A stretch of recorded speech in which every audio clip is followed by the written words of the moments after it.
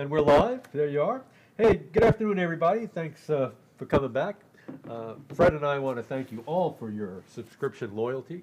We have 148,000 subscribers now, and that's because of you. We would not be able to do it, obviously, if we didn't have you, so thank you for coming back. We really appreciate your loyalty, so a very warm and grateful thank you to our audience. Well, we have somebody else chiming in here. Nobody that we need to know about. Okay. Donna? Oh, well, look who's here. Mr. Reed. Okay.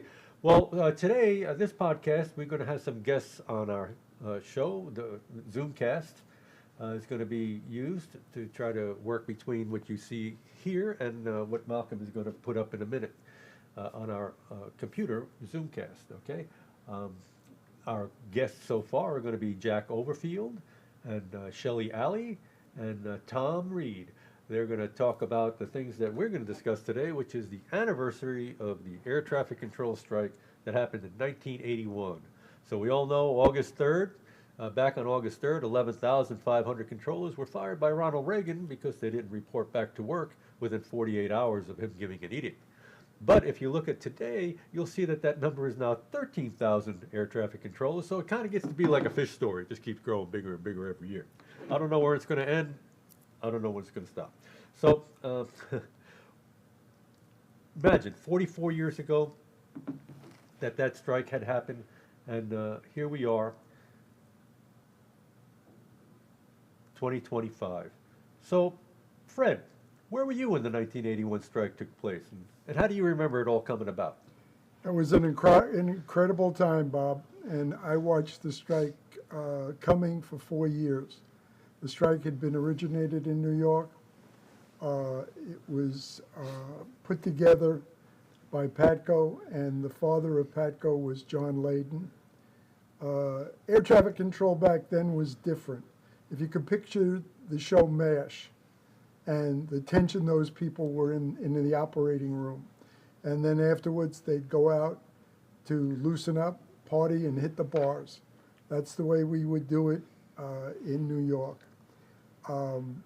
About 2 years before the strike came, I was looking at it and realized that it wasn't going to be good, and I shouldn't be any part of it. But considering it took 5 to 6 years to train a controller, there was no way they were going to let you go to another facility, because all facilities needed more controllers. When I talked to them, they laughed at me, and they said, come back in 10 or 15 years. The one thing they couldn't turn down was a step into management. And our school in Oklahoma City, I was able to get a position as an instructor. So I moved there about a year before the strike, and I watched everything happen, and I watched all my brothers on picket lines. The area I worked in, we had 95 controllers, and everyone walked in the strike but 3. The area I handled was the south, from Kennedy down to Norfolk, over to Washington, up to Newark. They required a lot to be able to work that area because it was such a heavily trafficked piece of airspace. When I was at the academy, I was training my new students. We built, we had 49 instructors there. And after the strike, we sat down to try and figure out how to produce new students as quick as possible. So I was a lead instructor and had classes come through every 3 months. And I got the word that New York was going to order me back. Couldn't turn down an order. But if I belonged to another facility, they would have to negotiate that facility. So I had friends in Houston. One of them you'll see in a few minutes, and he was a lot better looking back then. His name was Tom Reed, and Mike Thompson. And talking to them, they cut me some orders, and I became part of Houston. But I was at the academy training, and I was doing an important function. So when New York handed me the orders to return, I told them they'd have to deal with Houston because that's who I belong to, and Houston told them no. Controllers, with the evolution before the strike, back when Wilbur and Orville first started flying, they never imagined how flight would expand and grow incredibly across the country. Yeah, that's so true, you know, because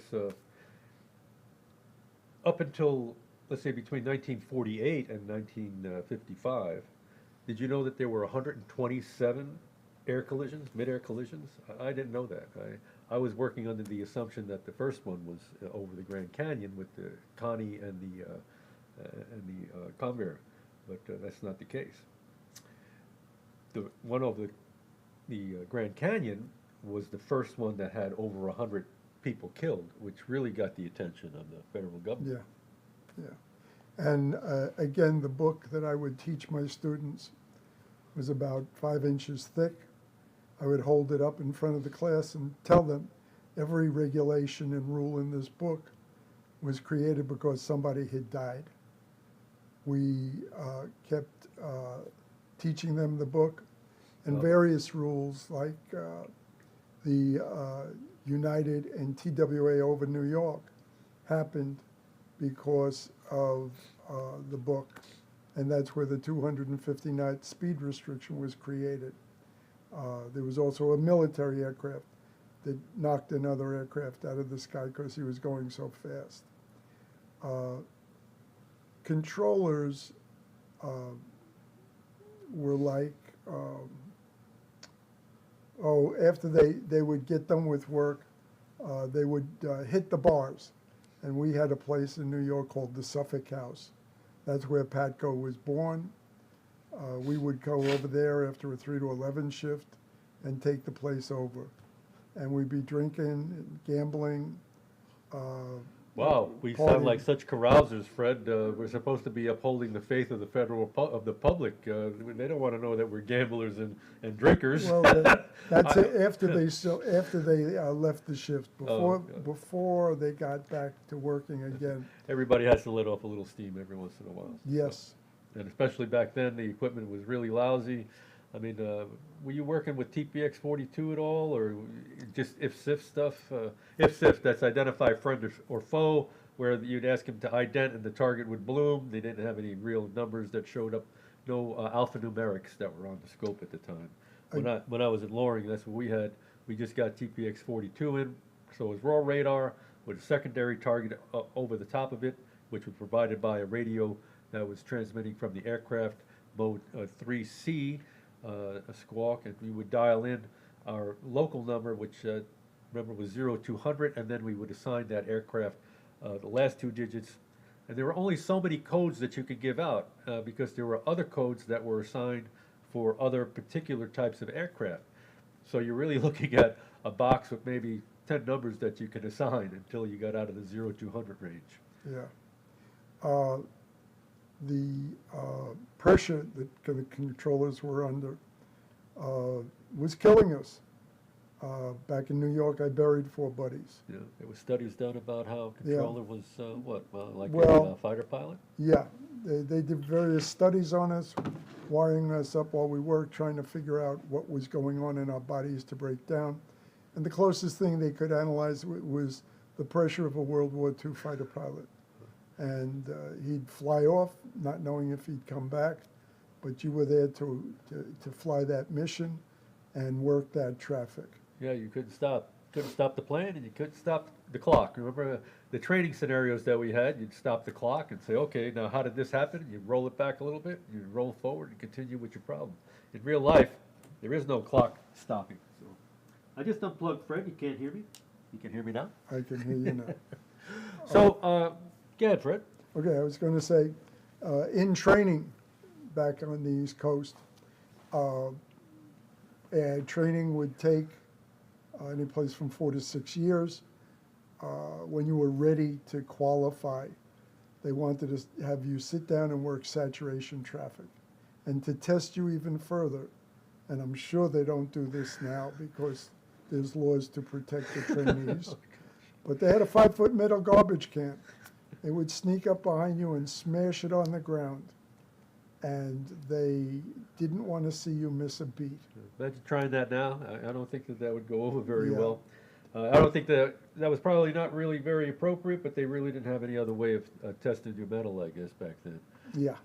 And then you talk about training and the staffing situations that they have right now. You imagine if the training didn't take place up at the academy, it could all be done at Houston Center or Chicago Center, wherever you get assigned. Well, why do you have to go all the way to the academy, learn one particular piece of airspace that you're not going to use again, and then you go to your facility, then you have to train and memorize your map? Why not just show up at your facility? You could have a cadre of instructors, just like you do up at Mike Maroney in Oklahoma, and they could train you at the facility. We all know it's got the room, we got the classrooms at those facilities, and you have all of the technical equipment there. They could go right downstairs to our DICIM and already become familiar with working on the sectors that they are actually going to check out on later on. Don't you think that would save maybe 6 to 8 months worth of training time for these controllers? Plus they start to get to know their fellow controllers out there. They become more involved in the family and the way the facility works. There's no pressure about, oh, when I get to my job, are they going to like me? Am I going to be able? No, you already know that you passed. You passed your gradeds on the sectors that you're going to train on. I mean, going to work out on. Save a whole ton of money for FAA and time, I believe. That's in my humble opinion, but what do I know? I think the academy is a requirement because the students need to learn the book. Oh, we can teach and them the book. regular. It's not that hard. I mean, think about the wasted time that they have up there to learn all that. Plus, they got expenses of staying in housing. They got to have food, and they got to bring their families up there. They don't have to bring their families up there. So there's a separation anxiety. There's a struggle of trying to get to know a new place with your family. I think that there'd be a lot less pressure on a trainee if they were already training at the facility that they were at. Okay, so you can make pros and cons out of either side, but I think there's more pluses for training here at your facility than if you were up there. I think the disagreement, you didn't go through the academy. I You did went not. right to the facility. Right. But I was already I- a controller. I so- did go through the Yeah. academy, yeah. You went to Chicago, I went to New York. Big differences. Yeah, I went a year and a day to FPL, so that was Chicago Center. I loved Chicago, except for the weather. You can keep the weather. But how long did it take you to check out? 5.5 years, Okay, well, yeah, some of us a little quicker than others, can I say? yeah. Hey, you guys out there, we have Tom Reed with us and Shelley Alley that are interested in maybe talking about a little of what happened with them during the 81 strike. What do you think, guys? Raise your hand. Who wants to go first? Anybody? Tom? Oh, where's his volume? You got to turn your mute off. Can we hear you, Tom? Turn your mute off, Tom. I'll tell you what, Shelley, while he's looking for his mute button, you got anything you want to talk about? Yeah, excuse me. For the strike, to me, I think for everybody, I was at Houston Center. It was sad because the people that left were our friends, and people made their decisions whether they stay or where they went. So it was a sad thing. I know on my crew, the day of the strike, I think we had about 12 people on our crew, and the day of the strike, the only two that showed up on my crew was my supervisor and myself. But we put out all kind of flow control. There were rumors that we were going to have the strike in June of 81, and we had planned our first big family vacation to California, to Disneyland. Our boys had never flown before, and I told them, I said, we get out there. I told my family, if that strike happens, you guys can stay in California. I'm going back to Houston. And my youngest son, who was 9 years old at the time, really wanted that trip. And he said, very defiantly, in the name of Jesus, ain't gonna be no strike. So, anyway, it didn't happen until August. I watched a deal recently on the news talking about the strike with people who don't even know what happened. And one of the news guys said that the reason the strike was not successful was because they brought in. Oh, I'm sorry. He said the reason the strike wasn't successful was because they brought in a bunch of military people. And I said, no, the reason the strike wasn't successful is the people that didn't go on strike. You know, if there'd have been a few more, and they were very, I know in Houston, uh, I was hearing before the strike, even the day before the strike, some of the guys saying that tomorrow the skies will be silent. And I think the mistake uh, Patco made, the rank and file controllers, I think the national people let them down. I think they misled them, told them a bunch of stuff that really wasn't true. They struck against the wrong president, and they should have never had a strike in the summertime. So if they could ever write a book on how not to have a successful strike, it'd be on Patco. Yeah. Well, that's so true because that president just got through going through I think it was the football lockout and then the baseball union lockout. I mean, there was a lot of stuff going on at the time. Um, and he was very well seasoned when it came to, I'm not going to put up with this anymore. So, Yep. and rightfully so. I mean, you raise your hand, you take an oath. Exactly. That's the way I felt about it. You swore to do your job, and I don't know. I know other people have other feelings the other way, and I certainly, Hmm. um, we're all adults and we're all allowed to disagree. So and still be adults and still be friends, and that's what I like about being an adult. Right. Tom, did you get your mic unmuted? No, you didn't. Maybe I can unmute it from here. I wonder if I can do that. I'll bring you up. Let's see. Ask I think I think Tom needs to look down the lower left corner of his screen there and get a thing to open up. We can unmute it. Yeah. There you go, Jack Overfield, the proverbial trainer. Way to jump in there, Jack. Thank you so much, Hmm. sir. No, it's not happening there. Oh, there you go. You're on, Yeah. Tom. Am I on? You are. Although the name says Donna Reed, but we'll That's know okay. we know you by Tom. Yeah. Whatever makes you happy, my friend. Whatever makes I, you I remember the Donna Reed show. happy. I do Hmm. too. Yeah. Yeah. Yeah. I told her I made her a movie star when I married her. And she was in real estate in California, and that was a good name to have. I I bet. bet. Um, well, the first thing that happened, I was at Houston also, and I didn't think we were going to lose a lot of people, but we lost a lot more than I thought. And there were some damn good people.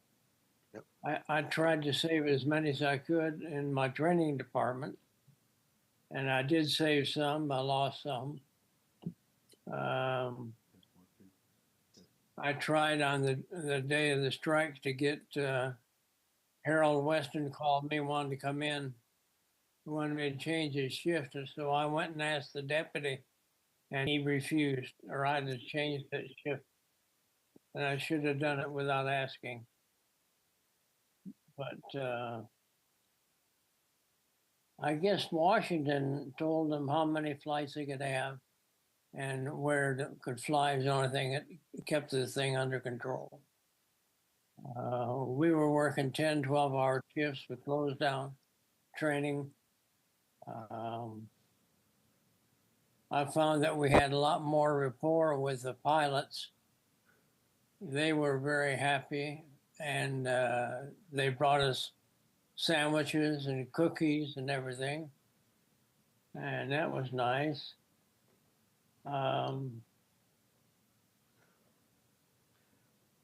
After some time, I attended a meeting of EPDOs, and we decided to go from 5 years to 2.5 on the training program. And over the next 2 or 3 years, we lost a lot of good people that would have made it in 5, but they couldn't do it in 2.5. And those that really tried, we found places for them, flight service stations or VFR towers, give them a chance to work their way back. on a personal level, my first wife left me right in the middle of the strike with a 13-year-old daughter to raise. Whoa. And then I had another guy named Fred Schaffler came down from the academy, Do you know him? and I had to raise him too. So I had my hands full. Well, you did an okay job there, Tom. That worked out okay. Yeah. Um, After some time, we had to open up the training department again, and we went back to that 2.5 hour or 2.5 year training to FPL, and we lost a lot of good people that would have made it in 5, couldn't make it in 2.5. Yeah. Well, that's a pretty good story there, Tom. Am I going out okay, Malcolm? All right, good.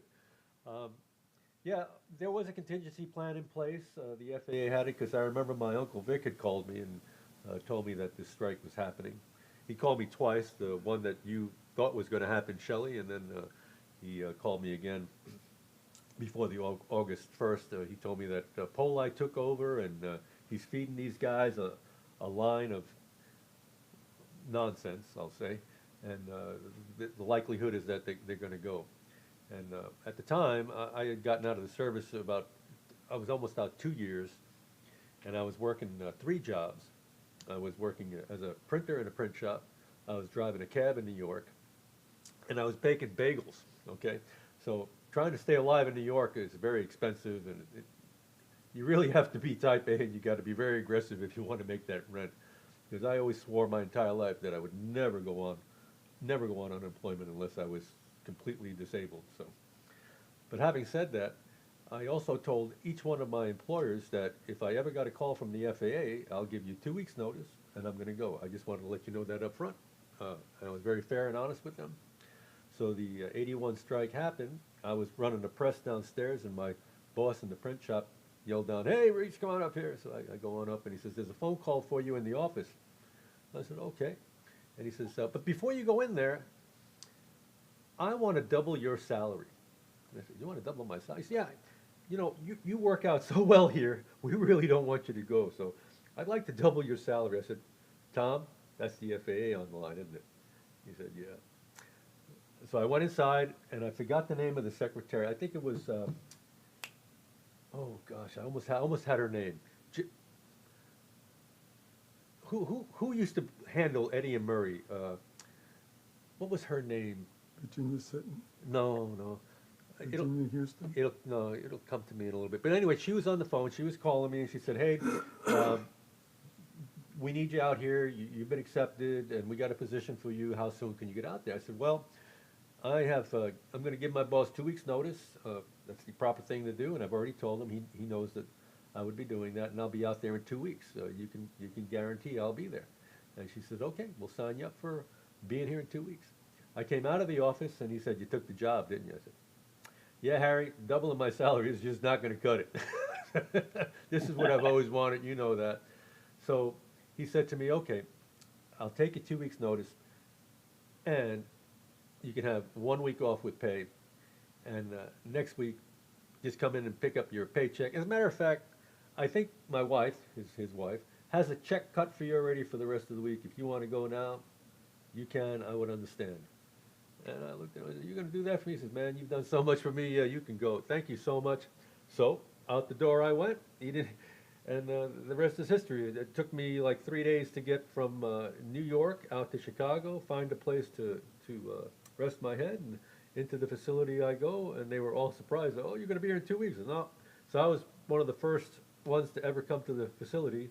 And within a week of being there, I was pulling A-sides and sequencing strips because there was all these sectors combined up and only one person on a sector, maybe one supervisor, and they were running 120 miles in trail to Chicago, and I think it was 200 miles in trail to California airports. I mean, there was some extensive miles in trail put on these aircraft, and all these EDCT times. Everybody had to have a certain expect departure clearance time coming off, and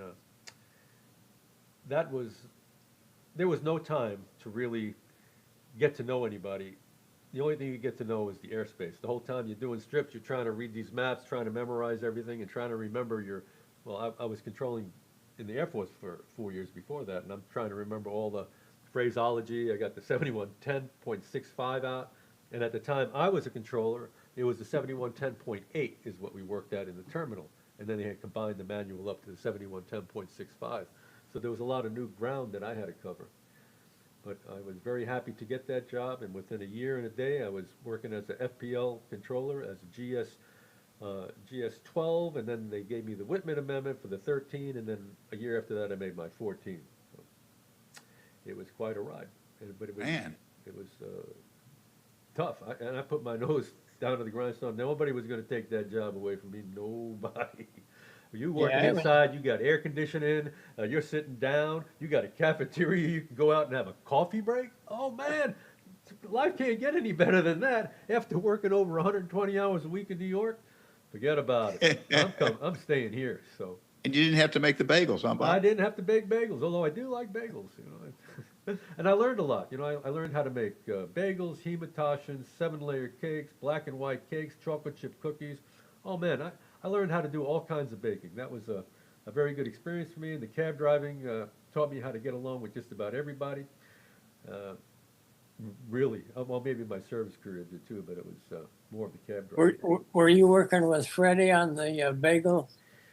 No, but I know Fred likes bagels, and he knows that I'm a very good judge of bagels because I was a bagel baker in two places. When I was in high school, I baked bagels up in New Rochelle, New York. It was called Bagel USA, in the Quaker Ridge area. And then when I got out of the service, and this is interesting, okay, so when I got out of the service, I was out less than a week, and I was looking for a job, and I thought, hey, maybe I should try a couple of bagel shops because I still remember how to cook bagels. So there was a place in Scarsdale called Bagel Power, and I thought, let me try that. So I walk in the door, and there's this guy walking out, and he does not look happy. And I walk up, and I say, hey, are you the owner? He says, yeah. I said, Mr. Stillman, my name's Robert Reese, and I'm looking for a job. He says, well, what can you do? I said, I can bake bagels. You can bake bagels? I said, yeah. He says, show me. Fill the oven. So I go up on top of the rack, and he's only got a 4-shelf oven. And I was used to working with a 5-shelf oven. So this was easy peasy, So I load the oven up, and I tell him, what do you want on them? Poppy sesame, onion, garlic, those were the flavors. And then, of course, you have pumpernickel bagel and cinnamon raisin bagel. I load it all up, I peel it all out, and he says, you got the job. I said, great. He says, that guy you bumped into on the way up, he was the baker, he quit. So talk about timing. Timing is everything, isn't it? Yeah, I was at Oakland Center, and I got a phone call from Freddie to meet a United Airlines airplane at San Jose. So I did, and the captain came off there with a big garbage bag full of bagels and handed them to me. I don't know how Fred got this United pilot to carry bagels for him, but he did. How did you Hey, do Fred that, Fred? Fred went coast to coast. Oh, yeah. That was back He's in like the a- days where you could do those things without getting arrested. Who was it? Something Bell, Coast to Coast? Who was that? Radio announcer. What? Oh, sorry. Oh, So you know what I'm talking about, right? yeah, Something but Bell. I used to, going back to New York from Oak City to see my kid and my mother, I used to make my bagel runs. And the first time I brought back 3 dozen bagels for a couple of the guys. The last time before I left Oak City, I brought back 55 dozen. Everybody wanted bagels, I had them all hooked. And I'm talking to Tom on the phone, I always had extras for me, so There any chats? he really wanted some, so I put them in a bag, went down to the terminal, found out which flight was going out to the right place, introduced myself to the captain, and asked him, this guy would pick them up at the other end.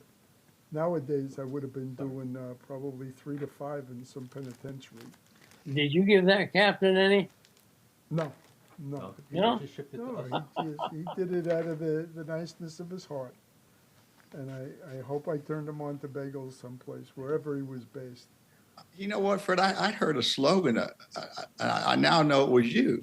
I remember the slogan. It was east or west. Fred's bagels are the best. That's funny. Hey, by the way, I don't know if you all knew this, but we went Bob, you and I and Tony Sanchez and I guess a few others were at Bob Kelly's funeral a couple of years ago. Yeah. Bob Kelly was in the Air Force Yeah. with Bob Polite. Did you know that? No, I didn't know that. Yeah, yeah. That's yeah, what did Polite, was he a controller in the Air Force? Well, I reckon he was. Bob Kelly was, but Bob knew Polite personally, and What do you think of him? Well, he stayed, so I know what he yeah, yeah, I know. He had a guarded opinion. Yeah. You know, Bob Kelly was a very good supervisor. Oh, he was. He He was. he helped me do some writing. I had written an article for the paper at Houston Center, and it had to do with rumors. And I don't know why he even asked me to write the article. I guess it had to do with me always asking people, so where did you hear that? Well, because at one time there was this issue, you know, you're walking around and somebody doesn't like you, like, hey, what's wrong with you? How come every time I see you, you turn the other way? Well, you know, this is what I heard about you. Well, where did you hear that? You know, oh, okay, let me go find that out. So I go, and where did you hear that? And where? And I tracked down the source, and I said, you know, you need to knock that S off. Yeah. And it would stop. So eventually that all stopped, and I think that might have gotten back to Kelly, and he said, you should write an article about rumors. I think we would put that in the ZHU.com, I think it was, something like that. Oh, Mike, it wasn't Mike Fried. It was one of those papers. So I wrote it, and he published it, and it was very well accepted. I was happy that he did that for me. So, and he was a good guy to bounce ideas off of too. But I want to tell you about a good guy. So Fred, I know you guys saw this, but Fred has gotten me this fantastic license plate for the Hold it back to of your my left, car. Bob. Hold it to your left. We're not seen on the camera. Yeah, how's that looking? Better? No, Now I'm on. You're on the How's Zoom. this Yeah, look? he's. I'm doing it to the audience. Oh, out here. okay, I got yeah, you, but I got you. He's, you know, framed. Once again, Fred is framed. There you Okay. go. But that's what Fred got me. He got me one before, and I just got a new truck for my business to tote my equipment around in, and he saw that I was FAA retiree license plate lacking, and he brought me a new one. So isn't that nice? And now Yeah. everybody's going to be rolling around in those FAA retired air traffic controller license plates. So hopefully they saw that Fred did that, and maybe they'll give him some monetary reciprocity. I don't know. Hey, Rob, I'm gonna tell you a story on these, the license plate holder. Yeah. Back before the strike, Patco came out with license plate holders that said, you know, Patco on it and everything, but they listed the price on the bulletin board for members for $5, Patco license plate holders, non-members $20. So we said, why would a non-member want a Patco license plate holder? Yeah. They should have said, "We'll pay you to put it on." Yeah, exactly. Yeah, that's pretty downright low, right there. One of the saddest things about that strike, we lost, I think, almost every female controller we had. They didn't have the backbone to stand up against the guys when you're all down there hollering strike, strike, strike. That was sad because there were some good girls, good controllers. Let's see if we can remember some that stayed. Mary Brown stayed. Who else? Well, that would be. And, How about Herb Henderson? Oh, Bernadette A Sessions girl, stayed. Uh, Girls. girls. Bernadette Session, Yeah, and but Mary Brown. Who was who was there? the girl that Brown, had the skidoo? Everybody used to hang around with her. She sadly passed away. Mopsy. Mopsy, and then, but there was another one in New Orleans specialty. Betsy Betsy Johnson. Yeah, Betsy Johnson, but there was one in New Orleans specialty particularly everybody liked. It wasn't Bernadette Session. No, but she hung around a lot with Bernadette Session. Oh, let's see. Let me think. Man, I remember her because she had a lake and she used to drive. Oh, Jackie Simpson. Yes, Jackie Yeah, Simpson. yeah. Let's not forget her. Linda Gordon, was Linda a control? I know her dad was a controller. He went out though, right? Linda Gordon's dad, and then I Linda don't. picked up afterwards. She worked San Antonio specialty. Yeah, she was one of my students. Okay, but her dad was a controller. Yeah, Paul. And I don't know, is Linda still with us? She's alive. Okay. She's, And then let's see. Janet was after the strike. Well, there are, Diane Boyd. there you go, Diane Boyd, that's. Yeah, Diane Boyd, yeah. Um, Jack, where were you when the strike came down? Houston Center. What were you doing? Were you a controller? Yeah, yeah. I'd been in the FA like 7 years, 7.5 years. Yeah. It was a bad time. Like Shelley said there right at the beginning, it was a sad time because we had a lot of friends and they were gone and you came in on mid shifts and drove through the picket lines and stuff like that. It was just a sad time. And it was,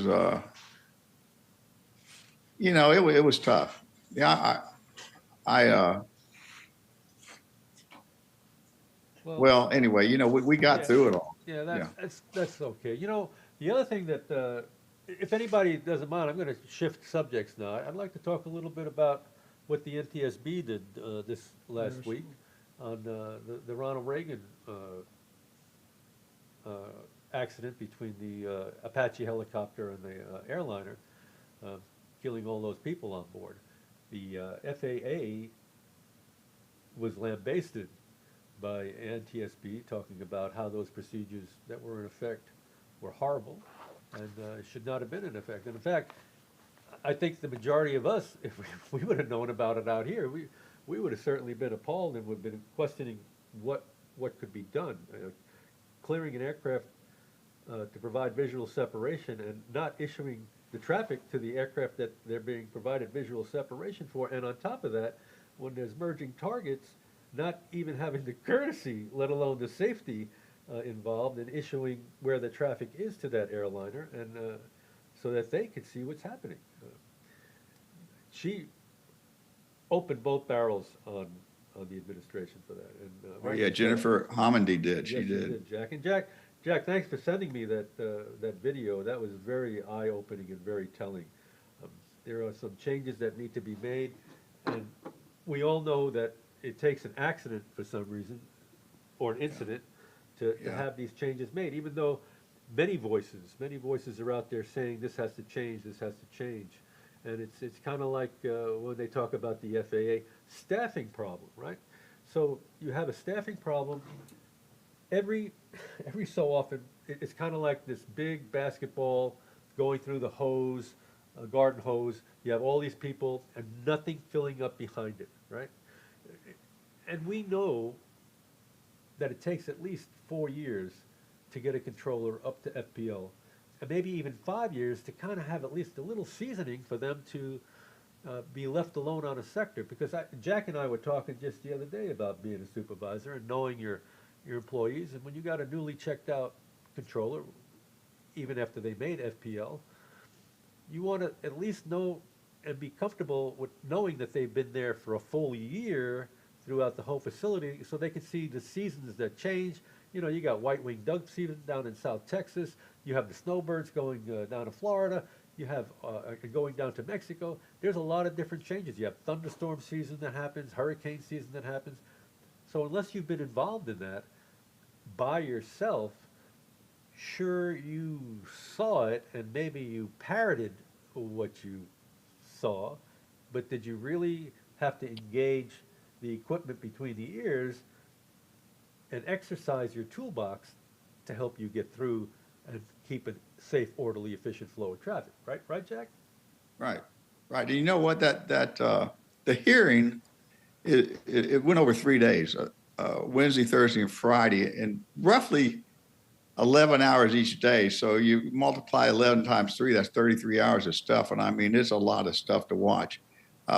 I learned that there's a lot of acronyms that they have for programs for gathering data, and I got them in my phone. On my notes, I took a list of them, and I mean, there's a lot of new acronyms, and they were throwing them around. Of course, the chairperson said, "Hey, don't speak in acronyms. Speak like instead of saying CIC, you say controller in charge. Instead of saying OS, say operation supervisor," because people out there don't all know all those acronyms. But anyway, it was interesting. I was watching the third day's hearing last night, and it's on YouTube, and this one NTSB panel member, he was asking questions about, they didn't do an alcohol test after that collision. Okay. because there's a 2-hour window that they have to perform that in that 2-hour period. Of course, things were so hectic, and it happened at night, and then they had to get people out there and get to, there's a lot of things that have to be done. But anyway, this one member was asking a question on the third day about the FAA order about the 2-hour requirement, and asked them, and then the FAA person there said, well, we're redoing the order now to make sure we are in compliance and make sure we get those things done and make sure everybody's up to speed. And then the NTSB person said, well, it was rewritten in 2018, and you know why? And none of them knew why. And then the NTSB person said, well, I know why, because I was with the DOT in 2018. They rewrote it because people weren't complying with that 2-hour limit to get the alcohol test. And now they're going to rewrite it again to do the same thing, basically. But, they talked a lot about staffing when you combine sectors, when you decombine sectors over those 3 days, especially the second day. They talked about, oh gosh, the TCAS and the you know what ACAS is? That's the ADSB collision avoidance system. And the regional jet didn't have the ADSB in. They didn't have any ADSB collision avoidance system. They had TCAS, which they got an alert, but it was within like seconds of the collision. And Yeah, but they also, the instructor also by the tape said, hey, go a little left here or something. Yeah. He's trying to tell the student, and within seconds after that, that's when they heard the collision on the tapes. So, yeah. And they talked about vertigo. I don't know if you knew that. One of the pilots had some vertigo issues, and then the Army pilots that were there that were panelists or they were, they check these people beforehand, make sure their credentials are there so they can make informed input, and it's just interesting. And with all this equipment, like there was a big deal made about the helicopter not having ADSB out on. Well, the regional jet wouldn't have been able to get anything from it anyway because they didn't have ADSB in with it. And also they also were worried about people can jam that and basically hack it, Yeah, that would not be good. So they allowed themselves to turn off their ADSB, and their altimeters were known to be 70 to 80 feet off center. I mean, you're talking about missing other aircraft by about 75 feet. That's very tight, very tight. And that's not acceptable, right? Because you at least need 500 feet vertical between VFR and IFR. Do we have anybody in the audience? Yeah, that's what I was trying to bring up here. If there's anybody out there that was watching our broadcast that would want to maybe chime in, we could answer some questions for you if you like, or bring something up. Malcolm, let us know if anybody comes in on that, because I don't see my chat window. Oh, here we go. Let me type this out. Hello.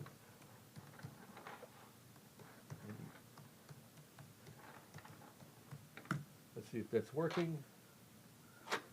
Yes, it's working. So if you see that, you can respond to that, and I'll be watching it diligently so that I could answer any of your questions. But I'm finding this discussion very interesting and very enjoyable, and very informative. And these are the hard things that we have to deal with because we are professionals, or we're former professionals, and we still have a lot of passion about safety and about the flying public. We built the system, at least from '81 up until just this last year, that was incredibly safe, and you never really heard anything in the newspaper about it or saw anything on TV. I think the first incident happened, I think it was in Austin, where there was a Southwest jet that was cleared to land on top of a FedEx, and they had to go around. That was I think the first time, and then there was that exec jet that crossed the runway that was active, right? These are the things that started to crop up, little fractures in the system. And then I remember Jerry Strickland telling me, even before the incident in Austin, he said, it's not going to be long before there's a runway incursion. And sure enough, he spoke truth to life. And about 3 or 4 weeks later, it was right after our first session that we had here at the house. He said it because I got it on tape. And I said, man, you're a prophet. You know, he knew that this was going to happen because, you know, Jerry's a very intuitive person. And, How many of you heard about the incident down in Mexico City Airport a day or so ago? yeah, that You know, was, a Delta was you know, in position and waiting, and then they got cleared for takeoff. In the meantime, an Air Mexico was inbound and got cleared to land, and came. The Delta starts their roll, and then here comes an Air Mexico over the top of them and lands in front of them. And of course, the Delta pulled back the power and aborted the takeoff roll. But that's another. There was also a Southwest about 3 days ago that Had a TCAS. TCAS alert and had to Yeah. take evasive action. and then Yeah, the yeah. Delta that had the B-52, you had to take evasive action. I still want to hear a little bit more about that hard 180. He did a 180 from what I heard. That's pretty aggressive. Well, I think actually what they did that incident, I think, Bob, the Delta made a hard turn, and then they continued north to come back around and line up, Okay. and that's when they did a 180 after they passed, I think. But anyway, All right. Well, guys, anybody else want to chime in with anything? Are we all very happy with where we are today? I really appreciated the discussion, but there's one more thing that we have to do here on Behind the Scope. We have these, time to be a huckster, we have these lovely books, and the thing I like about this is they can almost make Fred Everything holy. you wanted to know about air traffic control, but we're afraid to ask. Yeah, that's because he's got his little, you can't see it, but there's a little Post-it note here, it's green, just like that. So it blends in beautifully. It won't go through, it won't grab Fred's head, but you can see that this thing here has, it's been updated. It has plenty of good information about air traffic control from the start until today. Then we have these amazing shirts. I don't know, y'all, hang on, I have shorts. And here we go. Could you zoom me in there, Malcolm, while I do a couple of good poses for our audiences? Here we go. Look at this lovely Behind the Scope LLC with your little QR code on the side. That way there people can say, come up to the side, and hit your QR code and go right to our channel. So we have that. And then Fred is modeling something that we're getting ready to do. Fred, just kind of lean into the camera. There we go. Malcolm is going to zoom in on you. Thank you. We have these beautiful. I'm gonna fix your head there to the camera. There we go. Look at this beautiful logo, and you know this. Let me fix this here. So we got this beautiful logo right here. And don't forget our coffee. Oh, cups. and on that note, we're going to be printing on coffee cups. So please buy our merch. We have 148,000 subscribers. Amazing, but we only have 1,100 and I think 40 watch hours because our shows are so very short, and it gives you the ability to watch in a short period of time because everybody just likes to scroll. And I did put some shorts on there for people, short videos, not my shorts. Nobody wants to see those. And on there for your entertainment. And if you're watching and you're going to walk away or let it roll for a little bit. Roll a couple of shows for us so that we get some time. I really hate to be that much of a huckster, but we could sure use it at least another 3,000 hours for our monetization. We would really appreciate that, just like we appreciate you all out there. So anything else from our guests? I don't see any questions here. Fred, do you have anything else you want to add? I'm good. Well, We'll be here next week. well, let's have our the view of our group again, Malcolm. I want to. Yeah, look at this, huh? And let's get our gallery up there. We'll get everybody in. And I want to thank Jack Overfield and Shelley Alley and Tom Reed for coming, or Donna, Tom, for coming on our show and being here with us. And of course, my buddy Fred for being here with me. Bring out in 2 weeks, you'll be broadcasting from Paris. Oh yeah, not 2 weeks, this coming Sunday, I'll be broadcasting from Paris, France. So hopefully you'll watch and tune in. I'm actually going to try to see if they'll let me get up into Charles de Gaulle Tower. What are the odds? Slim to none, and maybe Slim left town. I don't know. Maybe if you hey, take some Fred can make it happen. Take it, Yeah. take some bagels. I don't want to be incarcerated. I just want to go up to the tower, Jack. But thank you all so much for watching, and our guests, thank you so much for being on our show. We really appreciate you. So everybody out there, like, share, subscribe. Fred? Hopefully we'll talk to you with the 45th anniversary. Yeah, let's hope so. And we're going to be doing Ellington Air Show in one Oh, month. yeah, Wings Over I'm Houston. going to be working on getting a booth, so please, when we have that, visit us. And we had Daniel, excuse me, we had Daniel, Flores. I'm so sorry. We had Daniel Flores that went up to Oshkosh, and Daniel was wearing our shirt while he was signing his books. So he really did us a solid. We really appreciate Daniel. I hope you're watching out there. Shout out to you.